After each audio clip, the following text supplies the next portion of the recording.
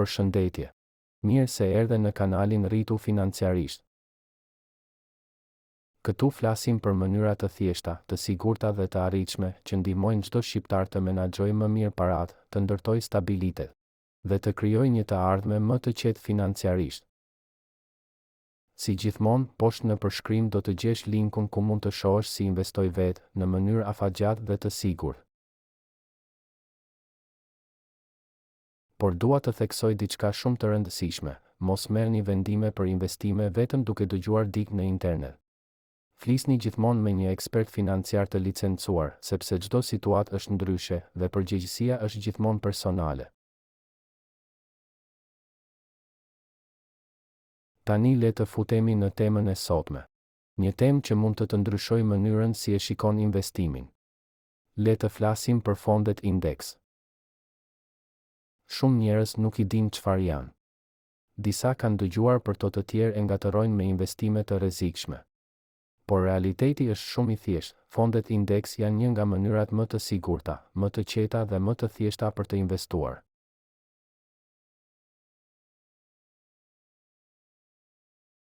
Dhe sot do t'i shpjegojmë me fjalë të thjeshta, ashtu siç e shpjegon një mik që ka dëshirë të ndihmojë. Le ta fillojmë nga fillimi. Imagjino që dëshiron të investosh në kompani të mëdha. Por në vend që të blesh aksione një nga një, dëshiron të blesh pak nga të gjitha. Pak Apple, pak Google, pak Amazon, pak Microsoft, pak kompani të tjera të mëdha. Në vend që të blesh gjithçka veç e veç, ti thjesht blen një fond indeks. Dhe kështu, je pronar i një pjese të vogël nga të gjitha. Kjo është ideja e fondit indeks. Një shportë e madhe me shumë kompani brenda që ti e blen me një klikim. Dhe ajo punon për ty. Por çfarë e bën aq të sigurt këtë mënyrë investimi? E para, përhapja e rrezikut. Mos u mbështet vetëm te një kompani. Sepse nëse ajo bie edhe investimi yt. Por nëse ke 500 kompani në një fond të vetëm, edhe nëse 3 bien, të tjerat e mbajnë në këmbë. Ndaj fondet indeks quhen investime të qeta. E dyta, kosto shumë e ulët. Kur blen një fond aktiv, dikush e menaxhon atë dhe paguan shumë. Kur blen një fond indeks, ai thjesht ndjek tregun. Nuk e menaxhon askush aktivisht. Kështu pagesat janë të ulta. Dhe në afat të gjatë kjo do të thotë më shumë fitim për ty. E treta, performancë e qëndrueshme. Historikisht, fondet indeks kanë dhënë rezultate shumë të mira në 10, 20, 30 vite. Nuk janë mënyra më e shpejtë për t'u pasuruar, por janë një nga mënyrat më të sigurta për t'u rritur ngadalë, pa stres. Dhe kjo është ajo që na duhet, rritje e qetë, e sigurt, afatgjatë. Le të marrim shembullin më të famshëm në botë, S&P 500. Ky është një fond indeks që përfshin 500 kompanitë më të mëdha amerikane. Këtu janë brenda kompani që përdor çdo ditë: Apple, Google, Microsoft, Amazon, Coca-Cola dhe shumë të tjera. Kur blen një pjesë të fondit S&P 500, nuk po investon vetëm në një kompani, po investon në ekonominë amerikane. Dhe kjo ekonomi historikisht ka qenë një nga më të qëndrueshmet në botë. Është si të kesh një ekip të madh lojtarësh. Edhe nëse një lojtar ka ditë të keqe, ekipi vazhdon të fitojë sepse ka shumë të tjerë që luajnë mirë.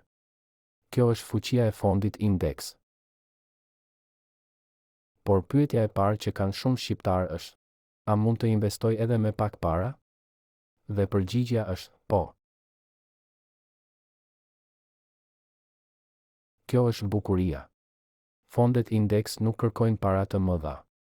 Mund të fillosh me 20 euro, 30 euro, 50 euro në muaj. Dhe me kalimin e viteve, shuma arritet fal interesit të përbërë. Interesi i përbërë është si një borë që rrokulliset poshtë malit. Fillon e vogël, por me kalimin e kohës bëhet shumë më e madhe.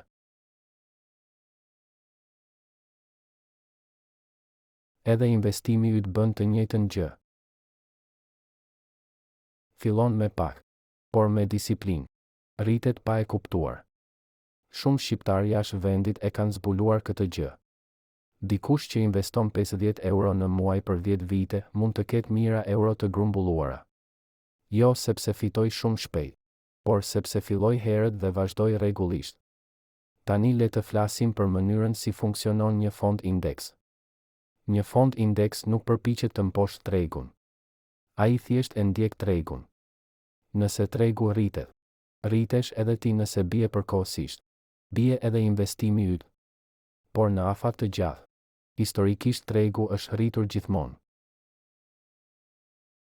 Kjo është arsyeja pse fondet indeks janë investime afatgjata. Nuk janë për t'u pasuruar shpejt. Janë për t'u rritur ngadalë, por sigurt. Shumë njerëz gabojnë sepse panikosen kur tregu bie. Por investitori inteligjent nuk shqetësohet. Ai e di që rënjet janë normale. Janë pjesë e procesit. Thjesht vazhdon të investoj pa u ndalur. Le të jap një shembull shumë shqiptar.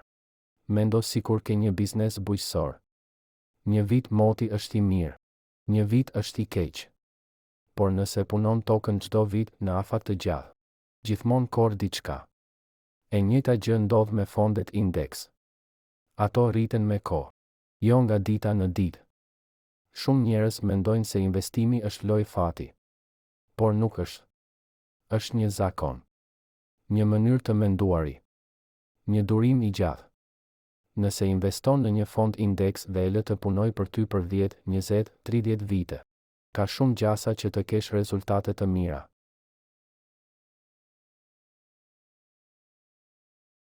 Dhe më e bukura është kjo. Nuk ke nevojë të jesh ekspert. Nuk ke nevojë të kuptosh grafiqe. Nuk ke nevojë të ndjekësh lajmet çdo ditë. Mjafton të kuptosh parimin, unë po investoj në gjithë tregun. Dhe tregu, në afat të gjatë, rritet. Fondet indeks janë si një makinë që ecën ngadalë, qetësisht, pa të dridhur. Nuk të çon nga 0 në 100 në një sekondë, por të çon shumë më larg se sa mendon. Dhe më e rëndësishmja, të çon atje me qetësi. Në Shqipëri dhe Kosovë, shumë njerëz nuk kanë besim tek investimet. Janë mësuar me skema mashtrimi, me premtime të rreme. Por fondet indeks nuk janë premtime. Janë produkte financiare ndërkombëtare të krijuara nga kompani serioze dhe të rregulluara. Dhe janë përdorur për dekada nga miliona njerëz. Nëse do të fillosh, ndiq disa hapa të thjeshtë. Hapi 1, eduko veten. Mëso çfarë është një fond indeks, si funksionon, pse është i sigurt.